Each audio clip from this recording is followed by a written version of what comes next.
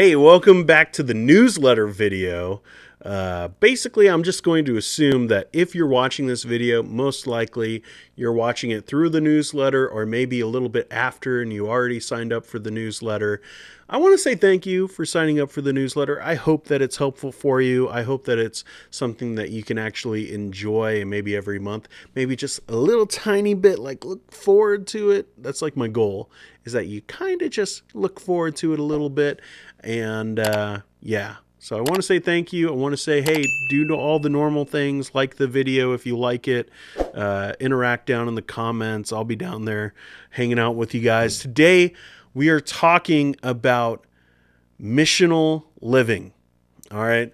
Now, this is a term that in the early 2000s was all over the place with places like Acts 29 and Mars Hill and Driscoll and Chandler, and all those guys were always talking about this idea of living missionally.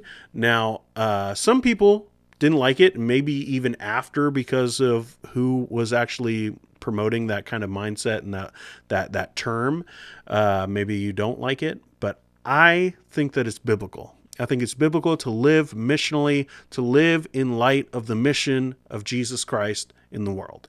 And as people who follow Jesus Christ, we are to evangelize. We are to go out and share the good news that Jesus died for sinners and that he rose again. So we are to share that. And I think that is okay to think about it like through that lens of living missionally, living in light of the mission of Jesus Christ. So I've got 5 books today that are really focused on missional living, and each one has a slightly different focus. So my number 5 book is What is the Mission of the Church by Kevin DeYoung and Greg Gilbert. Now, the reason why I put this in the list, even though it's not necessarily about missional living, I mean, it kind of is. It's more of like trying to distinguish what actually is the mission of Jesus Christ, because there are a lot of good things that people can do in the world and be involved in, and maybe people should. But when we're talking about the mission of Jesus, it's very specific. And so I think that we need to have a good foundation when we come into this conversation about living missionally, living in light of the mission of Jesus Christ. You got to ask yourself, what is the mission of Jesus Christ? And this is one of my favorite books on the mission because, well, it's short. You can look through the chapters and see, all right, if it's a topic that you're not so interested in, you can kind of skip it. And there are a few that I would say are kind of like that. But overall, I would say this will give you a good foundation in knowing, okay, how, like I said, there are so many things. You can get distracted by so many different things that are still good and righteous and helpful to the world. But when you're thinking about what is the most helpful thing that you can do, well, it's to share the gospel. And this kind of helps in distinguishing, what is the gospel and what it's not. So I would say, what is the mission of the church? So that's Kevin DeYoung and Greg Gilbert. Number 4, I need to make sure that I always get these numberings right. I immediately want to say 2, but it's number 4. And that is Gospel-Centered Discipleship. Now, there is a revised version, and I think it has a different intro, a different foreword. But I read this, I think it was back in like 2012, 2013. It was right after it came out. I got it brand spanking new. And I love this book because, especially at the time, I was just transitioning from being like a youth pastor to like a family pastor. And so, one of the main things is like, how do I do discipleship? And so many people have that question because discipleship, for some reason in the church, even though it's like the main thing, like people have basically neglected it, and they've sometimes legalized, just put a whole bunch of legalism in this idea of discipleship. But I think this is the right attitude to have. Because you're focused on the gospel, you're having the gospel kind of shape the relationships that are around you, and that is a crucial part of living missionally, is understanding discipleship, because that's the mission. The mission is to make disciples of all nations, and then preaching to them and teaching them to observe everything that I've commanded you, all that. but it begins with discipleship. So you need to know, both in the church, when you're thinking about going outside the church and trying to share that mission with the world, you need to understand discipleship. And this is probably my favorite book on discipleship. So this is kind of like formative of like what discipleship is. And this next book, number 3, would be Saturate by Jeff Vanderstelt. I always feel like I'm saying his name wrong. I got this a couple years ago because people were talking very highly about it. And I love it because basically what this is, all right, if you understand discipleship, how do you actually do that? And how do you do it in a way that isn't just, hey, we have a program, like we have like this curriculum, you come into the church and we'll walk you through this, or, hey friend, can I have a book study with you? Like that's not normal. Like that's not going to help people. But what is going to help people? Understanding that you can actually live out the gospel. You can live the gospel. You can have the gospel just like soaked into your bones, so much so that when you interact with people in different spheres, the gospel is getting to them, and not in a way of like sitting down and forcing someone to hear a gospel presentation, which we should do that at certain points in our relationships when we've earned that credibility with that person.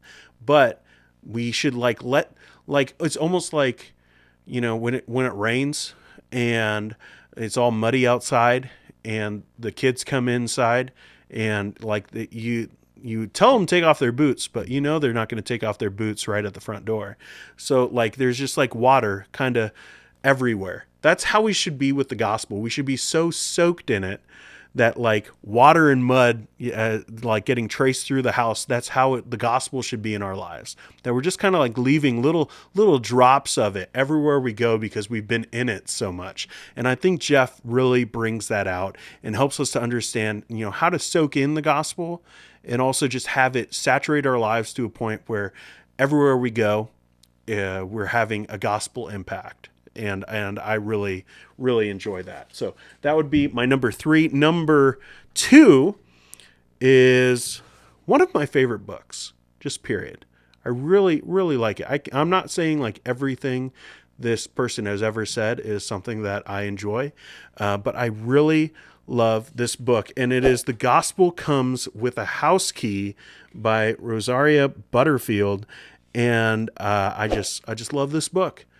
Because part of living out the gospel and living in a way that we're always focused on the mission of Jesus Christ, we got to invite people into our sphere. Now, as an introvert, that's scary stuff. and I need a little bit of help with that. But I really enjoyed this book because it kind of shows, all right, well, you need to invite people into your orbit. You need to have not just going and meeting somewhere else, seeing people, inviting them to church, or, seeing them at work. Why don't you have those work friends become real friends? Give them a house key. Let them come into your life. I love this book. It kind of pushed me out of my little bubble, and I really appreciate when a good book does that. So if that's you too, and you're I don't actually, I know unsaved people, but I don't have them over to my house. I don't go places with them. I see them at work or, whatever that sphere is. They're people at school. They're people, at work. They're people you let them stay in their own little compartments. Compartmentalizing your life is not healthy for a Christian. And this book will kind of break you from that. So that would be my number 2. My number 1 is one that was super helpful for me, and maybe not for people who aren't pastors. Maybe you won't get as much out of this book, but it's one of my, like with the other one, it's one of my favorite books, and it's On the Block by Doug Logan. Oh man, this book has been so helpful. Essentially, what he's arguing for is taking the pulpit to the streets. Especially for the pastor, he even gives this picture of how so many pastors feel like there's just like concrete behind the pulpit, and they step into it and they're just stuck there, and they can't go and actually like live their life amongst people. And this is like, well, take a sledgehammer to that concrete and get on the street. Go interact with people, get to know people, especially in your neighborhood. And I just love it that pastors, and I think Christians, should be living their lives on the block with people, in community, knowing people, having people, like, not just like knowing them, but having them know you, because for a lot of us, we have so many barriers that we put up with people. We don't let them know the true us. Enough of that. Go live your life on the block. That's part of living missionally, is being authentic and actually being present with people. And you can't live missionally without being present. You just can't do it. And Doug Logan is just one of the best at bringing that out. So these would be my top 5 books on living missionally. Let me know what I missed. Let me know down in the comments what books you would have had on the list. Maybe if you've read any of these, what you got out of them. Let's talk about it. And I'll see you in the next video.